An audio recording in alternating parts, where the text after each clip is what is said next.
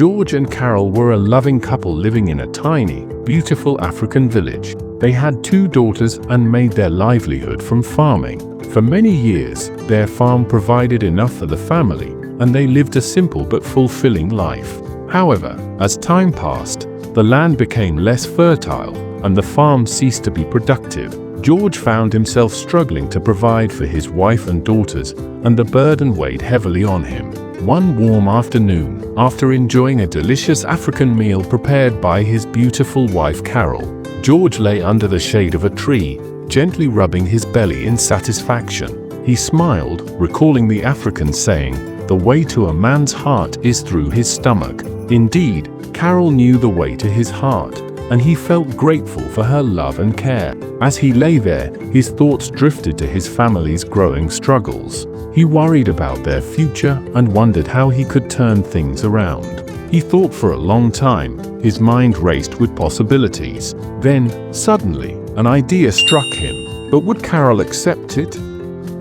Doubt clouded his mind as he questioned himself. That evening, as Carol prepared another hearty meal, their daughters played joyfully nearby. George joined her in the kitchen, eager to lend a hand. They shared jokes and laughter as she cooked, momentarily setting aside their worries. He wanted to share his idea with her, but fear held him back. What if she disapproved? What if she refused to let him go? He wrestled with his emotions, but finally gathered the courage to speak. "Carol, I've been thinking. Since the farm is no longer productive, I want to go to the city to look for a job." Carol turned to him, with wide open eyes in shock. "To the city?" she asked. George nodded. "Yes, I need to find work so I can provide for our family." Carol's tree started to grow worried. She had heard stories of men who left the village for the city in search of work, but never returned. "I've heard the city is tough," she said. "What if you don't find a job? What if you never come back?" George reached for her hands and held them tightly. "I have to try, my love. For the sake of our family, I must go." Carol fell silent as the weight of reality sank in.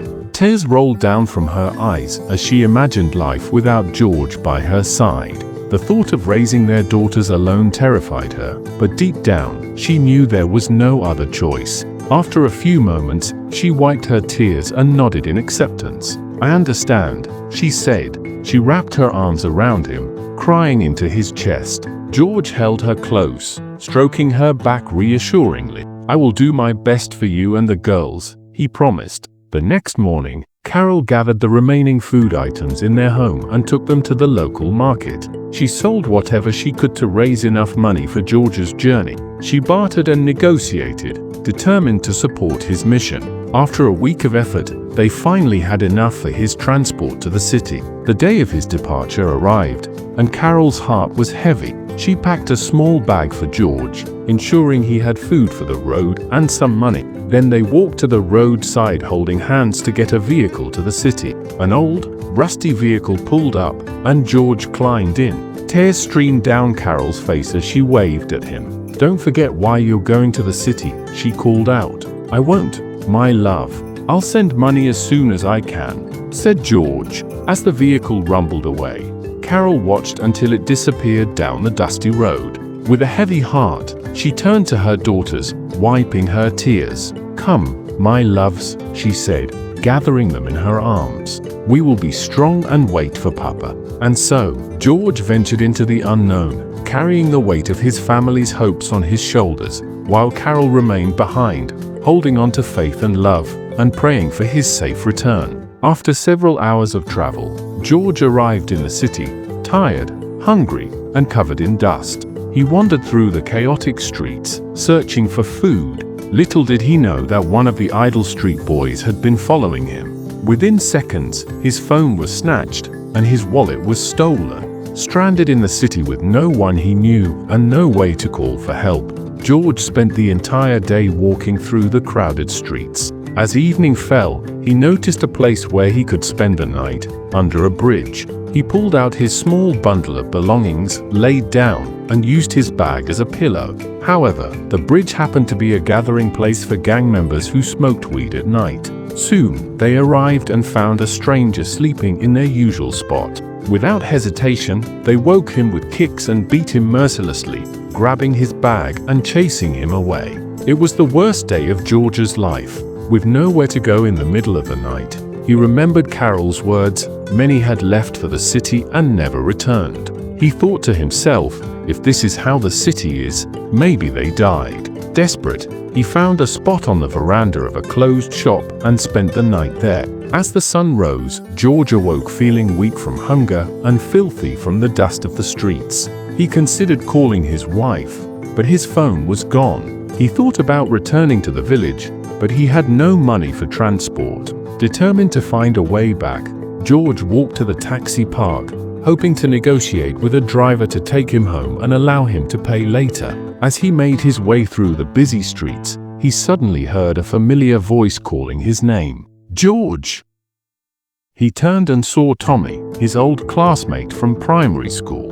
Tommy ran up to him, his face lighting up with excitement. He embraced George warmly and asked what had brought him to the city. With a heavy heart, George narrated everything that had happened since his arrival. Tommy listened, his face filled with sympathy. You can't stay on the streets, my friend. Come stay with me for now, he offered. Tommy worked at a saucepan manufacturing factory. Unfortunately, his company was hiring new workers. The next morning, he took George to the factory, and luck was on George's side. He got hired. Overwhelmed with joy, he jumped in excitement and celebrated. The first thing he did was borrow Tommy's phone to call Carol.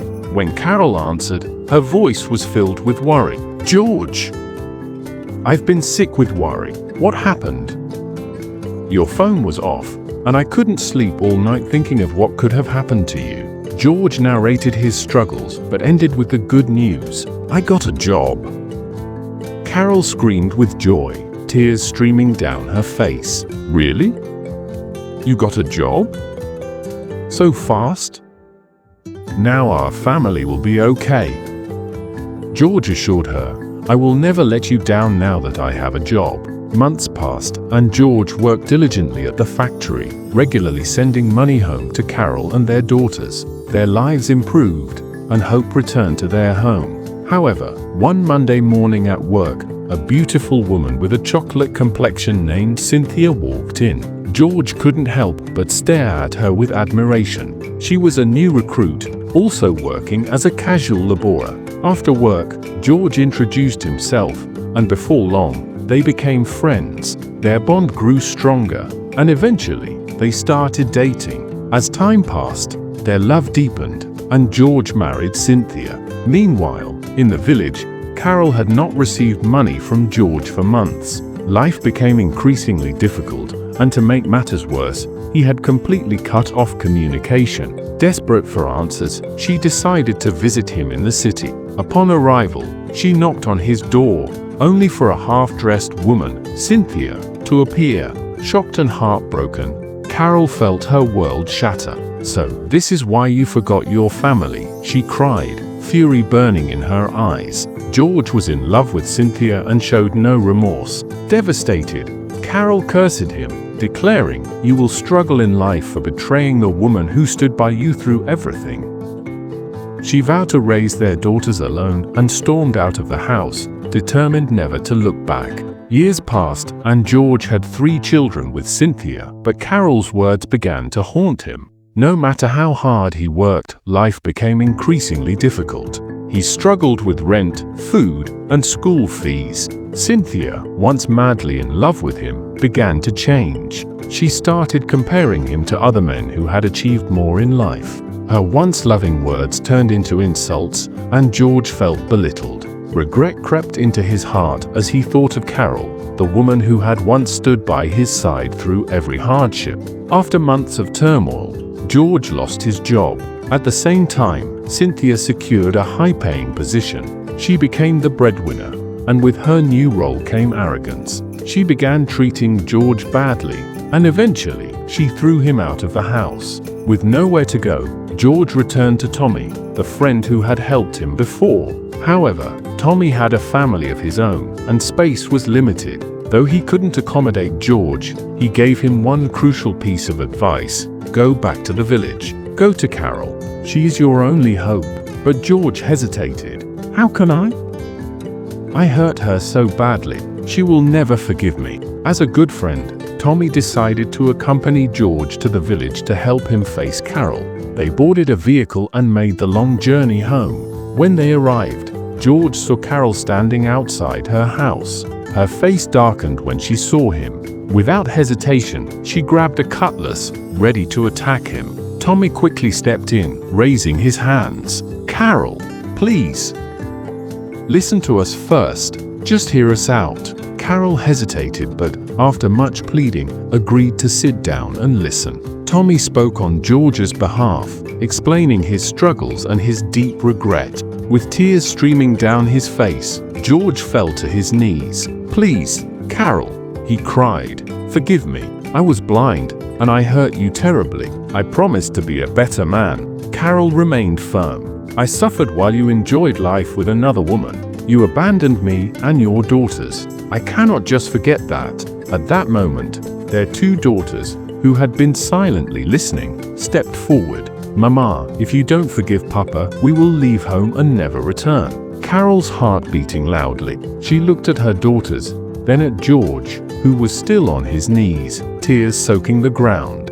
For the love of her children, she finally accepted to forgive. With tears in her own eyes, she reached out and pulled George into a tight hug. The family was reunited, and George, now humbled by life's lessons, vowed never to betray them again. From that day forward, he became a responsible man, cherishing the second chance life had given him. If you enjoyed this story, give it a like and subscribe to Story Hut for more engaging, well put together videos.